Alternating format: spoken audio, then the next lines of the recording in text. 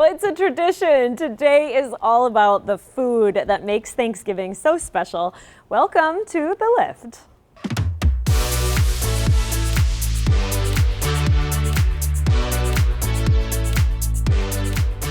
I hope you came hungry. I'm Bailey Warfield, and it is one of the most delicious shows of the year. You will see nothing but fun food and beverages over the next half hour.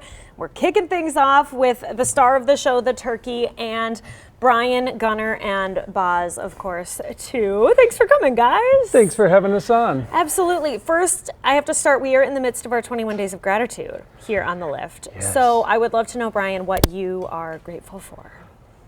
Well, not to be too mushy, but I really enjoy having kids that want to hang out with their dad. Yeah, absolutely. Two of the three of them are with me today, and Yeah. that's really fun. Yes. Hi, guys. Wave to the camera. There's Gunnar and Boz. Gunner's in blue.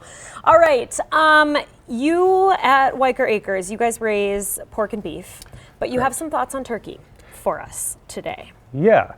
Well, I also am going to try and convince you to buy some pork for Thanksgiving, too. Okay, well, there you go. But I've worked in sort of high-end whole animal butchery, brick and mortar retail for years. Yes. And I've sold a lot of turkeys and talked a lot about turkey. Okay, and you say you got to just roast the whole bird. It's the one holiday of the year where just stick with the traditional approach. Just cook a whole bird. Yes.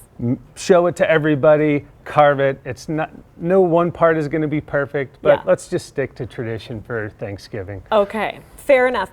You sent me some turkey tips, and I want to just kind of rapid fire through these a little bit. So we're going to pop them up on the screen. Why don't you like brine bags, Brian? Well, I'm not a fan of petrochemicals in general, but I encourage you... And not in your food, you say? I encourage you to take a brine bag and lick it. Ooh. And tell me if you think it tastes good. How's that for a challenge? Right. All right. So we are anti-brine bags, but we are pro-salting our turkey. Yeah, if you want to do a liquid brine, you could get a polypropylene plastic bucket or a glass container. Okay. Or stainless steel. Okay. And brine it. But wet brining is messy. Where are you going to put a 5-gallon bucket? Yeah. We don't have space for that. I like to just dry brine it or season it. So 24 hours in advance, salt on top of the skin, salt underneath it. And at that point, if I'm getting underneath the skin, I might as well put some butter under there too. Of course. Nothing fancy. Of course. Okay, and then you say you need to take it out of the fridge a few hours before cooking.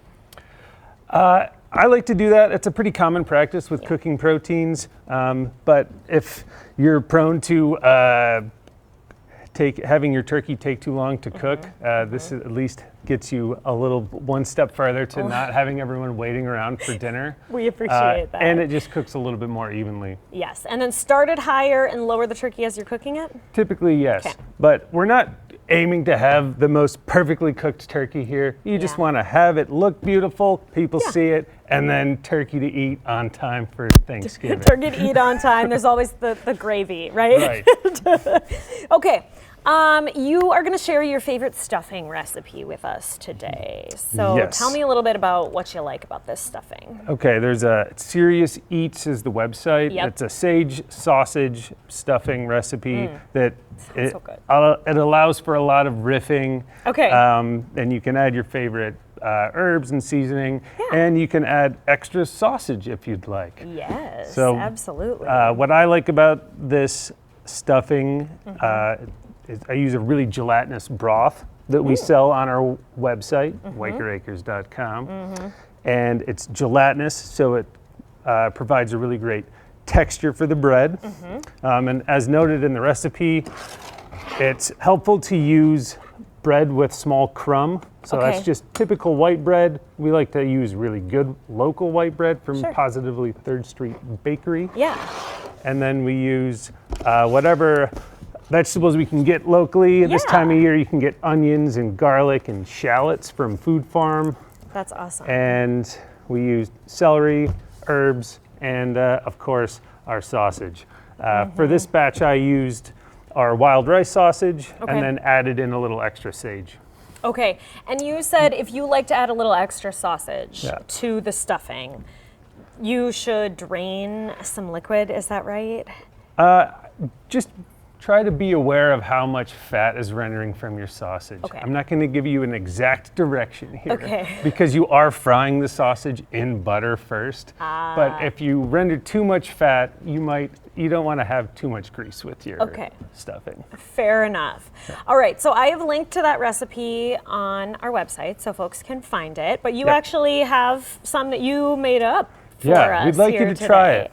I would love to try it. Sage is one of those fun flavors too, I feel like, this time of year that is nice to incorporate as much as possible. So Yeah. that We, looks great. started with some dried sage Okay. and then took some fresh sage as well. Hey guys, do you want to help me sprinkle a little bit of fresh herbs Okay, on yes. Let's get the boys involved. So what are you putting on top? here? We have Parsley? a little bit of parsley and a little bit of sage. Okay. And then I'm really on this kick of using crunchy sea salts lately. This is Yes. gray You're salt. speaking my language with Yeah. that for sure. All right, I think that's well garnished, boys. Let's put a little salt on there now. Seasoned garnishers, pun intended. Wow, that was an accidental pun. Oh, yes. Darn it.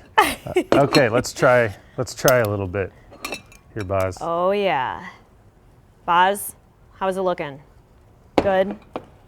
Boz is like, I like to come on the lift because it means the dad is feeding me. Yeah. So good. Okay, and it looks like, like you use some nice kind There you of go. thicker crouton-sized pieces of bread and stuff. Yep, I chose to leave the crust on. Okay. If you find it gets a little too bitter, maybe it's worth cutting them off, but we tend to use the crust on the stuffing in our house. Okay, that's really nice. Yeah, you want some crispy bits and you want the unctuous, gooey morsels in the middle too. Of course. It's not too salty. Sometimes stuffing can get a little Right. extra salty, and this is really quite good. And the recipe will call for store-bought broth, which is typically pretty salty. We Okay. don't put salt in our broth, so Okay. you get salt from the sausage, and then we add some crunchy salt on top. Sounds like maybe you need some more salt. See, I love salt, so this is a problem for me. So this is probably the way to go. But Yeah. well, thank you both, boys. Happy Thanksgiving to you. Yep. Boz is like, I'll add extra salt. I got you covered. Thanks for having us on. Thank you so much. Happy Thanksgiving. Up next, something to wash down the turkey and stuffing. We are mixing a cocktail that brings a fun, layered look to your table.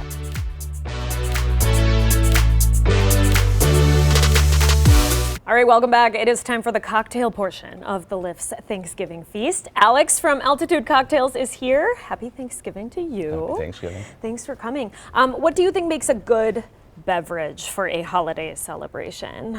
I think it's one that's got to be a crowd pleaser. Yep. For heavy foods like we have at Thanksgiving, you want to be able to kind of cut through that, complement that. Yeah. And so we have a sour here, and I think that's the perfect complement. Right, I love it. Okay, so you take a little spin on a New York sour, and we're calling it the Altitude Sour. We're calling it that, yeah. So let's run through the ingredients. What goes into this? So we're going to be using bourbon.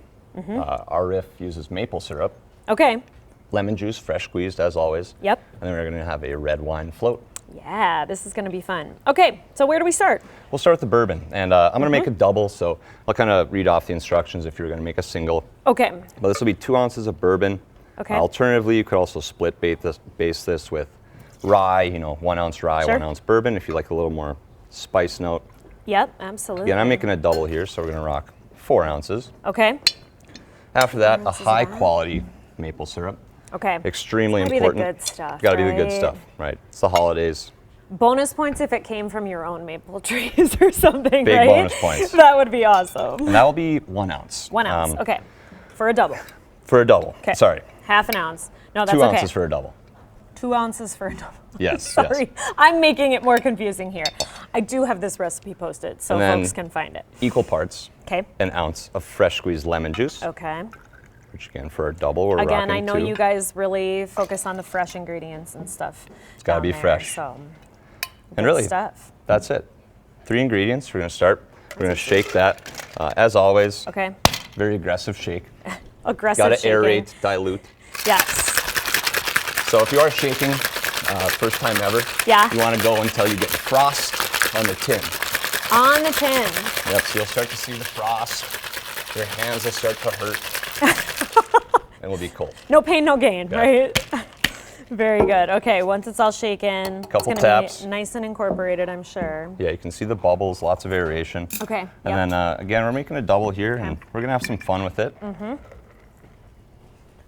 Pour it over one of those nice big ice cubes. Yeah, too. if you don't have a big rock, you know, they're kind of hard to find, they're hard to make. Sure. It's definitely gonna be fine just with regular ice as well. Okay. Just a little prettier Yeah. with our big cube. Nice. I can smell that nice lemony freshness too. And then the fun part, we're gonna go with the float. Okay. So I'm gonna go first. Okay, My you're gonna coaching for this. Show me the technique. It is more here. challenging with the full bottle because you have to get very close to the top Ah, okay. of the drink. To Okay. help with that, you can use the backside of a spoon or a bar spoon. Yep. That's gonna help kind of take some of that pressure away. Right. So I'm gonna try to float right on top. Okay. So you're just pouring it over the spoon. And only about a half ounce. Ooh, look at that. You know, the nice thing about this, Yep. if you go a little heavy, then you just get more wine. Yeah. So I'll It give is you, I'll okay. give you a try. Okay. So I'm just gonna hold the spoon right over As close as you can get, and yep. pour the wine. Oh no. Okay, I'm hoping for the best. There you go. How was that? Hey, That's that doesn't perfect. look too Look at bad. that. Ha ha. Yeah. Success. We love that. Oh my gosh, so fun. And then, I mean, this is a cool cocktail too because you kind of get that red wine right away, right? And Yes. then it changes a little bit as you keep drinking. Yep, every sip's going to be a little bit different. And Mm-hmm. in terms of picking a red wine, we just went with the Pinot Noir, but pick something you like. That's going to be the best idea. Yeah, absolutely. Oh, that's really nice.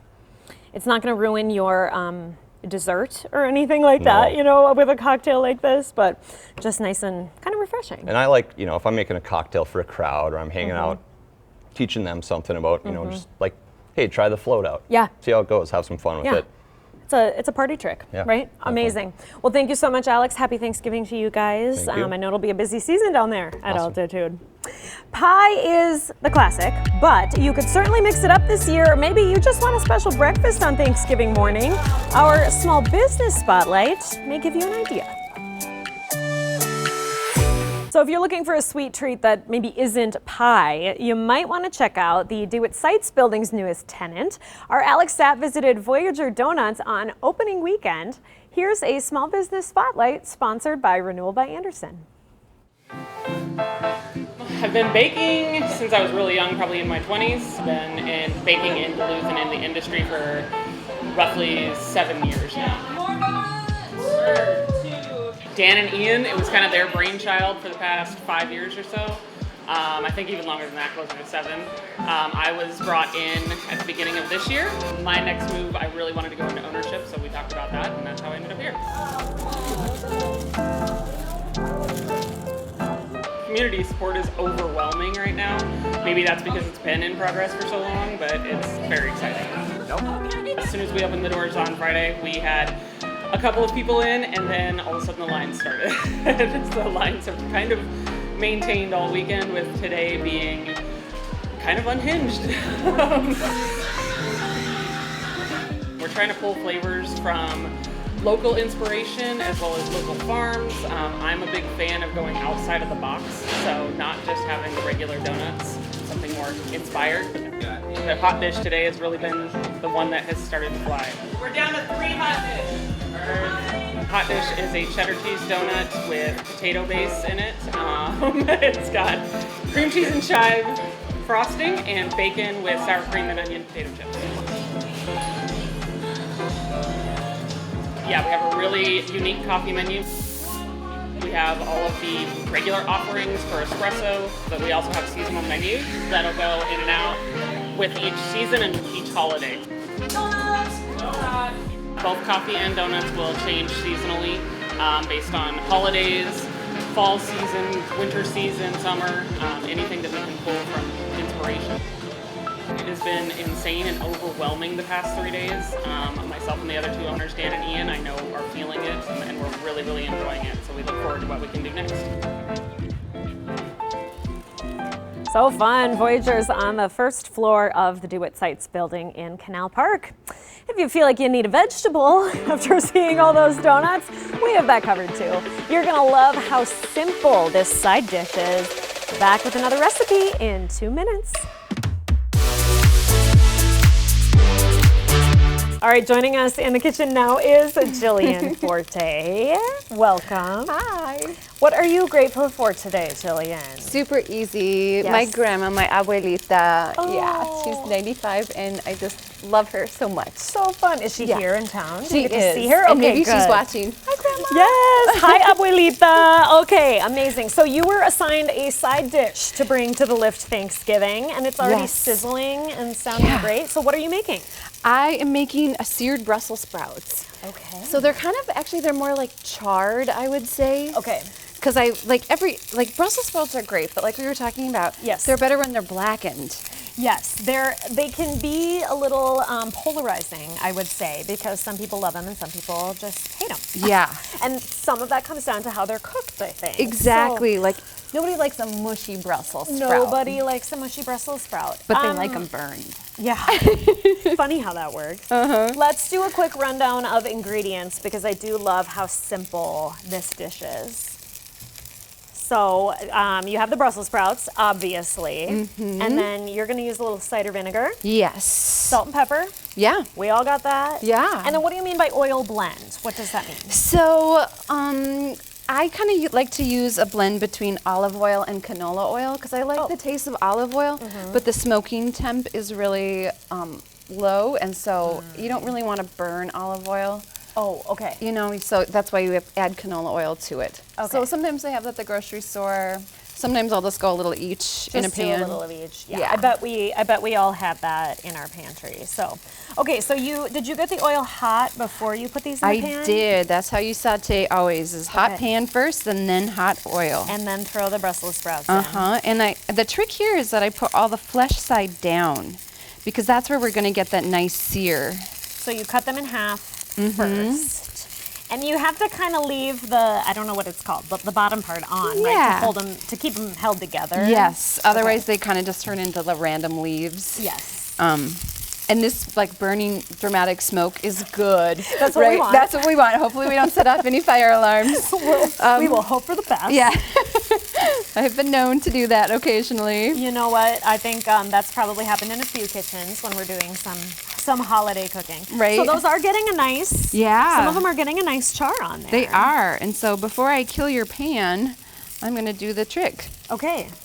So, the yeah, they trick. look like they got all on there. Okay. I'm going to quick pour my salt on there. Salt. A fair amount of pepper. I like some black pepper. And then we're going to throw the vinegar in there. Okay. And cover it. Mm-hmm. Okay, and what is this doing? What's happening So in there? this is steaming it now. Okay, so this is going to give them that softness. Yes. So before Very it was nice. like, this is all just Whee! steam. Wah! It's a Before little it bit of a show in your kitchen too when Yes. you're making these. was, ooh, and I'm like breathing in vinegar steam. You're breathing in vinegar. That's always nice. So this is like the steaming action. So before the bottom was just like charred, but the top was pretty raw. Okay. And so so this is going to this- cook it all the way through. Yeah. Really nicely. Yeah, and so you can see it's like super fast, really, really easy to do, and it's great. What does the vinegar add to it? A brightness and acidity. Okay. Right, so then you have like the earthiness of the Brussels sprout, you have the acidity of the vinegar and that char from the blackening, and the black pepper in there is a really nice like element too. And are they a good like textural sort of piece to add to your Thanksgiving table? Because I mean, that's a Brussels sprout is totally different than a mashed potato or Yes. a stuffing like Brian made us earlier. Right, yeah, exactly. If I do it right, and there's a little bit of crunch to it, I mean, I like my vegetables a little al dente. I do too. Yeah, Yes. like when I they that. feel alive still, Yeah. not they're like mushed into like baby food. Right. Right, yeah. Right. We've moved past that phase in our Yes, life. We we're- can have crunchier vegetables. Yeah, healthy now. food that still has value. Super fun. So what are you looking for to know when these might be done? Oh, that cider cider vinegar. It's like gone. It's gone. Yeah, we inhaled it all. Is that what we want? Yes. Okay. So we're just Amazing. gonna give them a little stir, and Yep. it hopefully cleaned up that pan a little bit. Yep. Totally. I think those look done. And then huh? these are pretty much ready to serve. Yeah. Okay. Look at that.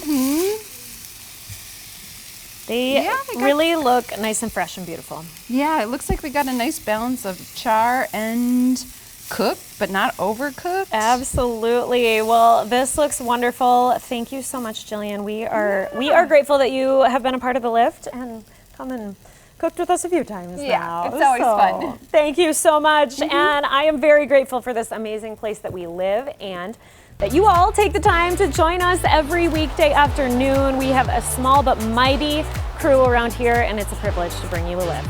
Happy Thanksgiving.